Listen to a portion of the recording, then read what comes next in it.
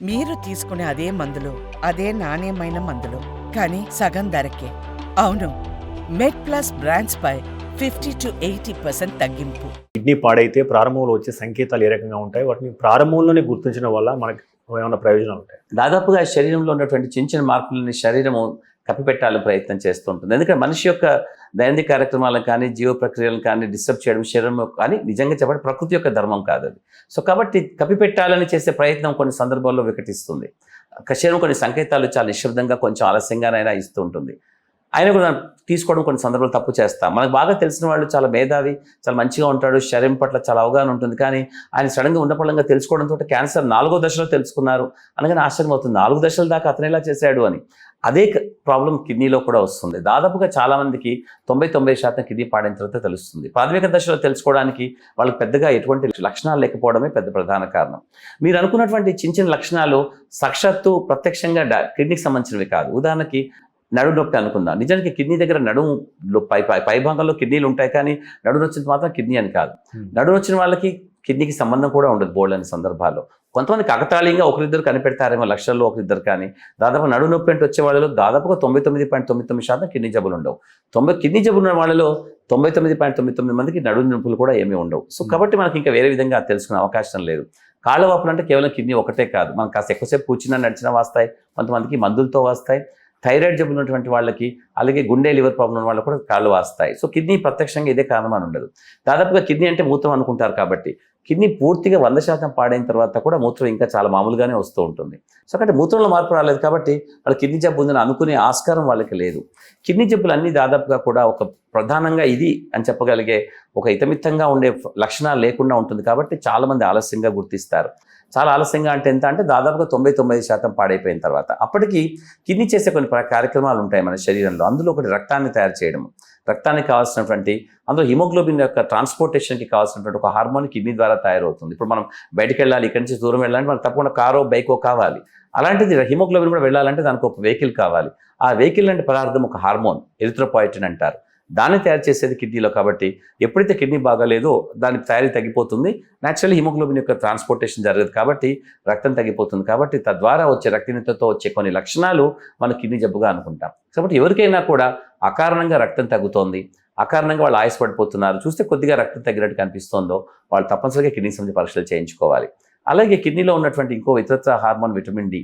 Vitamin D అనేది సూర్యరశ్మి ద్వారా మనకి సహజంగా వచ్చినప్పటికీ కూడా దానికి మూల పదార్థం ఏదైతే ఉంటుందో అది చర్మం ద్వారా వచ్చి తర్వాత కిడ్నీలో అది పెద్దగా సహకరించే విధంగా ఒక మంచి ప్రత్యేకమైనటువంటి హార్మోన్గా తయారవుతుంది.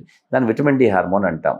అది తయారవ్వాలి కూడా కిడ్నీ చాలా బాగుండాలి. ఎప్పుడైతే కిడ్నీ చాలా బాగుండదో అది తగ్గుతున్నప్పుడు అది ఎముకల మీద, కండరాల మీద ప్రభావం చూపిస్తుంది. కాబట్టి నెమ్మదిగా వాళ్ళ శారీరకంగా నిస్సత్తుగా అనిపించడము, బలహీనంగా అనిపించడము, కండరాల నొప్పులు, ఎముకల నొప్పులు కలుగుతూ ఉంటాయి.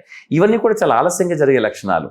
అంటే ప్రాథమిక దశలో ఎటువంటివి ఉండదు. కానీ ఎవరు వాళ్ళు చూసుకోవాలి, ఎవరికి మనం ప్రాథమిక దశలో గుర్తించగలుగుతాం మరి అటువంటి అప్పుడు అనుకుంటే నిజమే, జబ్బు నిజంగా ఉన్న వాళ్ళకి ఎటువంటి సమస్య లేదనుకుంటూ ఆనందంగా తిరిగే వాళ్ళకి జబ్బు గుర్తుపట్టడం అన్నది చాలా ఆలస్యంగా జరుగుతుందన్నది నిజం.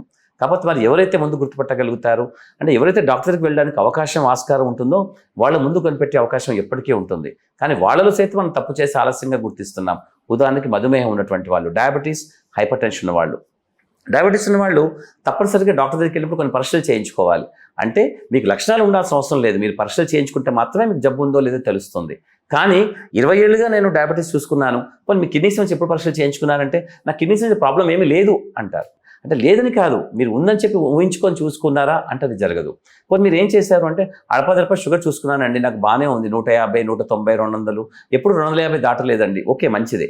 కాకపోతే ఎప్పుడు షుగర్ మాత్రమేనా? షుగర్ ఉంటే మరి షుగర్ చేసే విచిత్ర కార్యక్రమాలని శరీరంలో చూసుకోవాలి కదా, ఎంత విధ్వంసం సృష్టిస్తుందో చూసుకోవాలి కదా.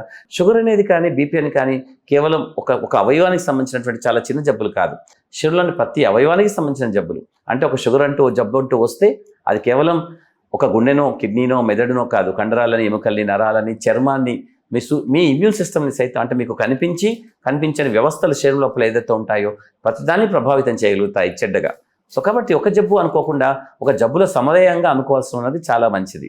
డయాబెటీస్ని కానీ, హైపర్ టెన్షన్ కానీ అప్పుడు మనం తొందరగా గుర్తుపడతాం. సో కాబట్టి కిడ్నీ జబ్బులు ఉన్నాయని అనుకున్న వాళ్ళు లక్షణాల కోసం వేచి చూడకుండా కొంతమంది తప్పనిసరిగా ఇటువంటి వారు కిడ్నీ జబ్బులు ఉన్నాయో తెలుసుకోవాలని అనుకోవాలి. అందులో మొదటిది నేను ఇంతకుముందు చెప్పినట్టుగా డయాబెటీస్ అండ్ హైపర్ టెన్షన్. అలా కాకుండా వంశపారంపర్యంగా వచ్చే కిడ్నీ జబ్బులు చాలా వరకు ఉంటాయి.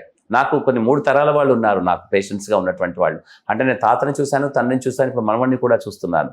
అది చూడడం నాకు బాధ కలిగించినటువంటి అంశం అయినప్పటికీ కూడా అది వాళ్ళ జన్యుపరమైన కారణాల చేత ఉన్నటువంటి జబ్బులు కాబట్టి మనం కాదనడానికి చెప్పడానికి లేదు. కాబట్టి చాలా వరకు కిడ్నీ జబ్బులు జన్యుపరమైన కారణాల చేత వంశపారంపర్యంగా వస్తాయి. కాబట్టి మన రక్త సంబంధికులు, కుటుంబీకులు ఎవరికైనా కిడ్నీ జబ్బులు ఉంటే మిగతా వాళ్ళందరూ చూసుకోవడం అనేది చాలా మంచిది.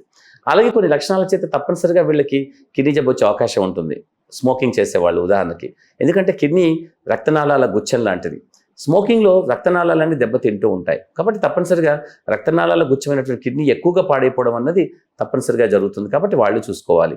ఆల్కహాలిజంలో అలాంటి జబ్బే కలుగుతూ ఉంటుంది. కాబట్టి వాళ్ళు కూడా చూసుకోవాలి. అలాగే ఊబకాయం ఉన్నటువంటి వాళ్ళకి కిడ్నీ లోపల ఫిల్టర్స్ చాలా సున్నితంగా ఉంటాయి. ఊబకాయాలకి బహుశా వాళ్ళ శారీరక స్థితి ప్రకారం వాళ్ళకి చాలా ఎక్కువ కష్టపడాల్సి వస్తుంది. అటువంటి కష్టపడే ప్రయత్నంలో కిడ్నీ ఎప్పుడు తడబడిపోయి జారిపోతుంది. అది కూడా కిడ్నీ జబ్బు కిందకే వస్తుంది. అలాగే రకరకాల మందులు వేసుకుంటూ ఉంటారు. ఆ నొప్పి అని, ఈ నొప్పి అని, ఆ మందని వేసుకుంటూ ఉంటారు. ఇప్పుడు కోవిడ్ కాలం తర్వాత ప్రజలకు అవగాహన మందుల పట్ల బాగా పెరిగింది. జబ్బులు ఆరోగ్యం పట్ల తగ్గింది, మందుల పట్ల బాగా అవగాహన పెరిగింది. కాబట్టి మందులు విచ్చలవిడిగా వేసుకుంటున్నారు. ఈ మధ్య కాలంలో మేము ఎక్కువ మందిని చూస్తున్నాము అనవసరంగా మందులు వేసుకొని కిడ్నీలు పాడు చేసుకొని వచ్చేవాళ్ళని. అలాగే చిన్న ఇన్ఫెక్షన్స్ కిడ్నీని ప్రభావితం చేస్తాయి.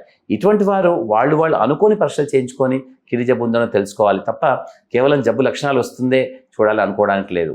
మీరు చాలా ఆరోగ్యంగా ఉన్నటువంటి ఒక పిల్లవాడు ఒక మంచి బాగా చదువుకొని ఒక పెద్ద ఎంట్రన్స్ ఎగ్జామ్లో పాస్ అయిపోయి తన మార్కులు తెచ్చుకొని తర్వాత ఒక పెద్ద ఐఐటి ఢిల్లీ లాంటి దాంట్లో ఒక సీట్ వచ్చేసింది అనుకొని వెళ్ళి అక్కడికి వెళ్ళిన తర్వాత హోమ్ సిక్లో ఒక 2-3 వారాల్లో మళ్ళీ అమ్మ నాన్న చూడాలని చెప్పేసి మళ్ళీ వెనక్కి ఇంటికి వచ్చేస్తాడు 2 వారాల్లోనే.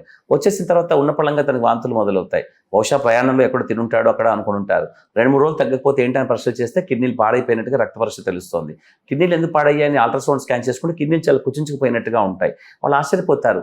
ఇంత బాగా చదువుకొని ఇంత సహజంగా ఇంత నార్మల్గా మేధస్సుతో అంటే చదువుకోవడానికి అంటే శరీరం సహకరించకపోతే బాగా చదివే అవకాశం ఉండదు కదా అన్నది వాళ్ళ వాదన.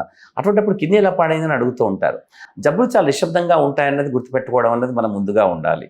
అంటే జబ్బులు చాలా ముందుగా కనిపెట్టాలనుకుంటే తప్పనిసరిగా దానికి ఇంకో పద్ధతి లేదు. స్క్రీనింగ్ ఒకటి మాత్రమే చేయాలి.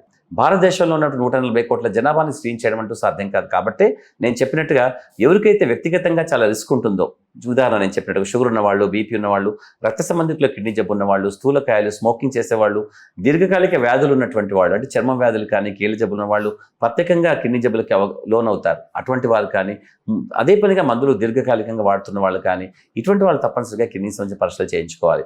ఇవి రెండు కాకుండా కూడా నిశ్శబ్దంగా జబ్బు వచ్చే వాళ్ళు ఒక 70% మంది ఉంటారు. చూడండి, నేను చెప్పిన వాళ్ళు కేవలం 30% మందే. అంటే 70% మంది చాలా సాధారణంగా, చాలా మంచిగా, చాలా ఆరోగ్యంగా, చాలా ఆనందంగా, అందంగా బయట కనపడుతూ తిరుగుతున్న వాళ్ళే. వాళ్ళకి ఉన్న పళంగా కిడ్నీ జబ్బు ఉందని చెప్తే వాళ్ళు ఆశ్చర్యపోవడం, భయపడడం సహజంగా జరుగుతుంది. కానీ ప్రకృతి ధర్మం నేను చెప్పినట్టుగానే చాలా పెద్ద మొత్తంలో శరీరంలోని అవయవం పాడైతే తప్ప మీకు ఎటువంటి లక్షణాలు కలగచేయదు. కాబట్టి మనకుగా మంచిగా ఉన్నామా లేదా తెలుసుకోవడం అన్నది మన గురించి మనం తెలుసుకోవడంలో చేసే మొదటి పాఠం.